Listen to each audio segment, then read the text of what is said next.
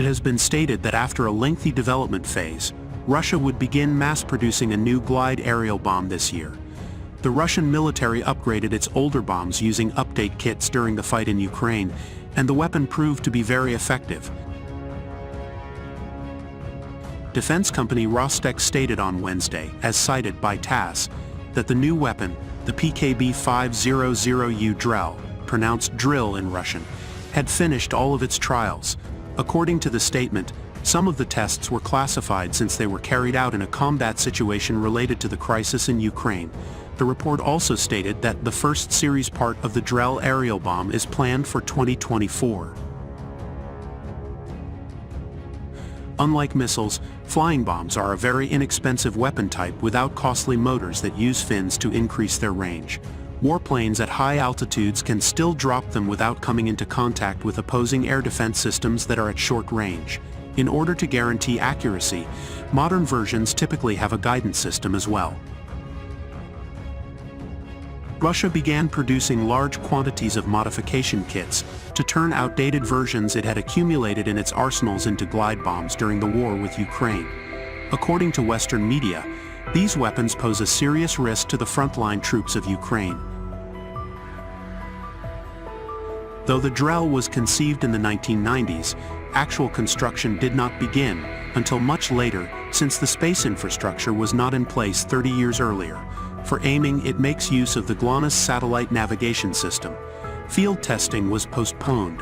However, the primary research and development phase was purportedly finished in 2016. The Drel's creator, Basalt Defense Engineering Lab, describes it as a cutting-edge cluster weapon. 15 separately targeted parachute-equipped submunitions, which can be adapted for certain targets, like armored vehicles or radar installations, are carried by each 540-kilogram bomb. They are also said to have special programming to prevent damage to non-military targets and ensure that submunitions are not left as duds, unexploded ordnance that makes older cluster weapons highly dangerous for civilians. The bomb is said to be deployable from altitudes between 100 meters and 14 kilometers by aircraft flying at speeds of 700 to 1,100 kilometers per hour. Drel's maximum range is reportedly 30 kilometers.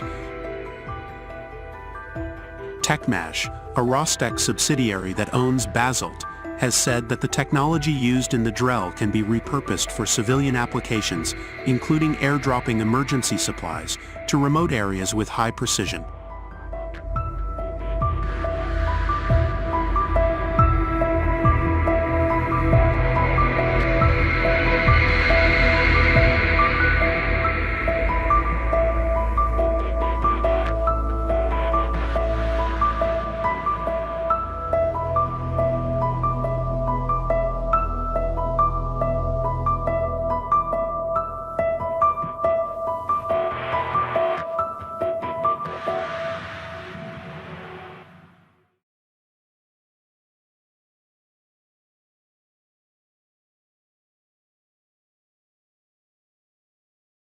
Bonjour à tous, c'est Jean-Luc Roux sur sa chaîne YouTube. Aujourd'hui, nous allons parler du grand retour des Sukhoi 30 Flanker et Sukhoi 34 Fullback russes en Ukraine. Les équipages de l'aviation russe s'enhardisent de nouveau. Et oui, à la différence notable des alliés, Moscou n'a pas la capacité de tirer des munitions de précision à guidage GPS depuis ses avions de combat, en étant de ce fait réduite à l'emploi de bombes planantes. C'est grâce à elle que depuis quelques semaines maintenant, les Sukhoi Su-30 Flanker C et les Sukhoi 34 Fallback ont retrouvé le chemin des cieux d'Ukraine.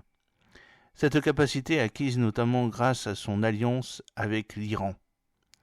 Ce jeudi 21 mars 2024, au petit matin, de nombreuses explosions ont été ressenties un peu partout dans Kiev. La capitale ukrainienne a en effet été la cible d'une série de raids aériens meurtriers initiés depuis le Kremlin. Si 20 d'entre elles ont été le fait de missiles de croisière tirés à distance de sécurité par des bombardiers stratégiques Tupolev Tu-22M Blackfire et Tu-95 d'autres avaient pour origine des avions de combat ayant tiré des bombes planantes. En effet, depuis maintenant le début du mois de février 2024, les Sukhoi Su-30 Flanker C et Su-34 Fullback sont de retour dans les cieux ukrainiens avec ces armes qui, à défaut d'être nouvelles, sont terriblement destructrices et donc assassines. Qu'elles pèsent 540 kg et de facture russe comme le PBK-500U Drell, ou bien que sa masse soit seulement de 34 kg comme le Sadid 345 conçu et fabriqué par la République islamique d'Iran, elle a aujourd'hui trouvé sa place sous les ailes des Sukhoi 30 et des Sukhoi 34 russes. Aux grandes dames des populations civiles ukrainiennes qui en sont la cible numéro 1.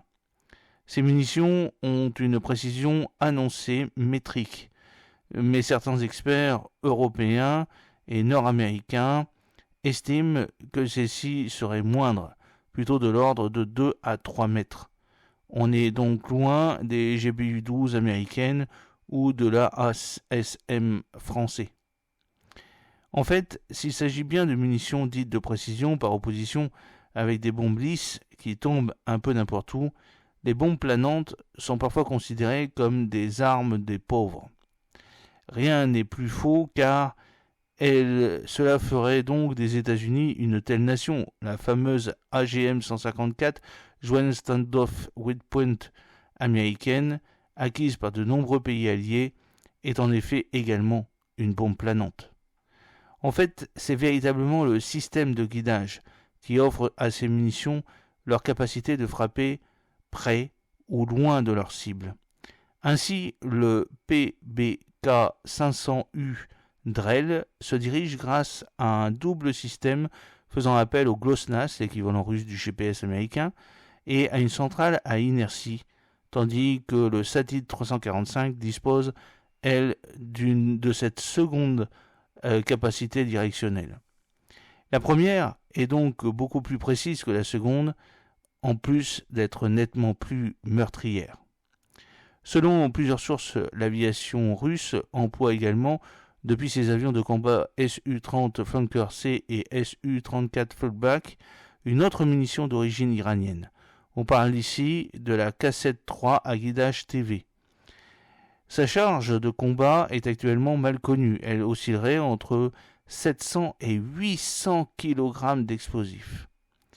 Si elle explose, les équipages des avions de combat à la DCA ukrainienne et notamment à ces missiles sol-air fournis par les Alliés, les bombes planantes représentent un avantage de poids pour le Kremlin.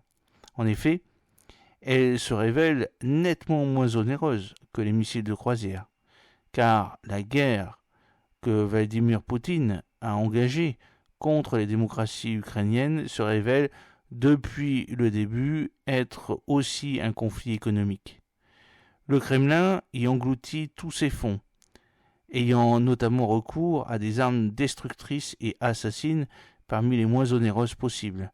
Après les munitions rôdeuses d'origine iranienne, notamment les Shahid 136, voici donc venu le temps des bombes planantes.